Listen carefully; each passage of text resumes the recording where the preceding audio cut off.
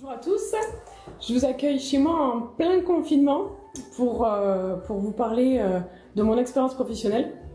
Donc en effet, je suis une ancienne de l'ISEG, j'ai été diplômée en 2014, j'étais sur un parcours donc, de master en communication, donc relations presse, publique et événementielle.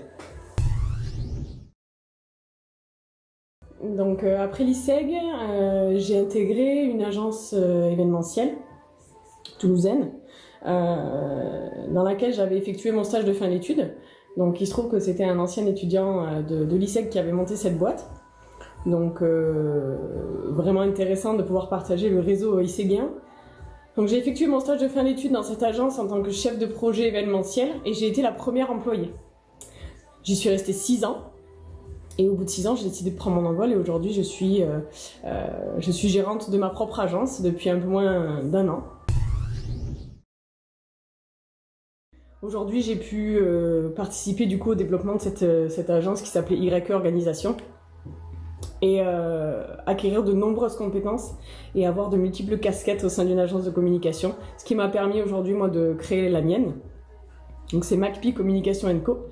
Que j'ai monté sur le secteur ouest de Toulouse et encore plus le Gers. Voilà, donc j'interviens sur un territoire rural, on va dire, et je les aide à développer leur communication. Il y a un vrai besoin, il y a une vraie demande, donc c'est pour ça que stratégiquement je me suis installée sur ce secteur-là. Donc pour vous parler rapidement de mon agence, moi je propose de la communication visuelle, digitale et événementielle. Vous comprendrez que je suis une agence 360 et que j'essaie de proposer des stratégies globales, logiques, qui lient tous les canaux de communication existants. En ce qui concerne mes souvenirs à l'ISEG, moi j'avais intégré une asso, c'était Radioactive, je ne sais pas si elle existe toujours. Parce que je suis quelqu'un qui aime beaucoup la musique et l'actualité musicale dans sa globalité. Donc du coup j'avais décidé d'intégrer cette association.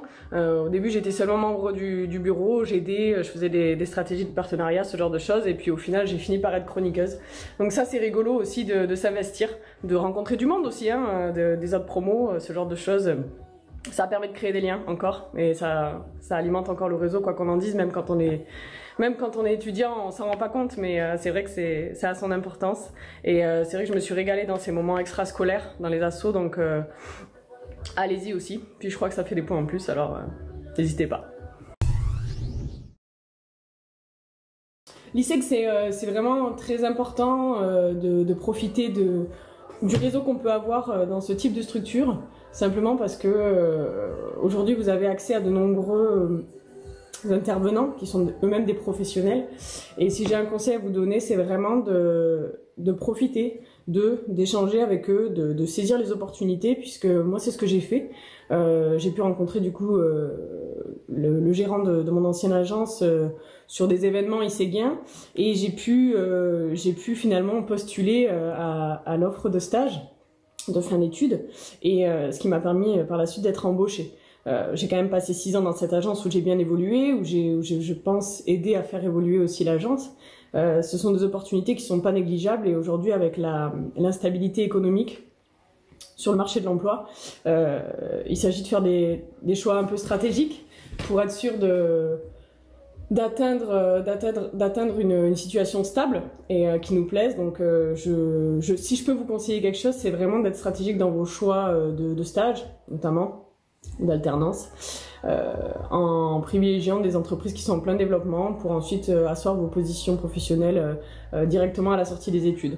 Pour choisir vos spécialités, allez-y avec ce qui vous plaît surtout, parce que c'est très important de travailler dans quelque chose qui nous plaît. Se lever tous les matins et puis profiter de ces journées parce qu'on est heureux de faire ce qu'on fait, c'est très important. Voilà, il faut être très positif de toute façon et se donner les moyens d'y arriver. Donc profitez bien du réseau de l'ISEG, des intervenants, des événements mis en place. C'est fait pour vous, c'est fait pour ça, alors profitez-en. Je vous souhaite une bonne continuation à tous et bon courage pour cette année un petit peu compliquée.